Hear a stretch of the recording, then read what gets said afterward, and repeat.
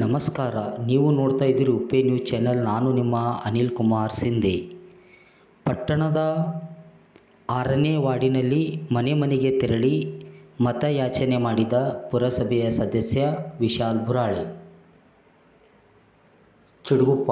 ಬೀದರ್ ಲೋಕಸಭಾ ಚುನಾವಣೆ ಪ್ರಯುಕ್ತವಾಗಿ ಇಂದು ಚಿಡುಗುಪ್ಪ ಪಟ್ಟಣದಲ್ಲಿ ವಾರ್ಡ್ ಸಂಖ್ಯೆ 6ರಲ್ಲಿ ಮತಯಾಚನೆ ಮಾಡುತ್ತಾ ಕಾಂಗ್ರೆಸ್ ಪಕ್ಷದ ಅಭ್ಯರ್ಥಿಯಾಗಿರುವ ಶ್ರೀ ಸಾಗರ್ ಈಶ್ವರ್ ಖಂಡ್ರೆ ಪರವಾಗಿ ಮತಯಾಚನೆ ಮಾಡಲು ವಿನಂತಿಸಿಕೊಳ್ಳಲಾಯಿತು. ಮನೆ ಮನೆಗೆ ಹೋಗುವ ಮೂಲಕ ನುಡಿದಂತೆ ನಡೆದಿದೆ. ಕಾಂಗ್ರೆಸ್ ಪಕ್ಷ ಅಧಿಕಾರಕ್ಕೆ ಬಂದ ನಂತರ ಪಂಚ ಗ್ಯಾರಂಟಿಗಳನ್ನು ಜಾರಿಗೆ ತಂದು ಯೋಜನೆಗಳ ಫಲವನ್ನು ನಿಮ್ಮ ಮನೆಗೆ ತಲುಪಿದೆ.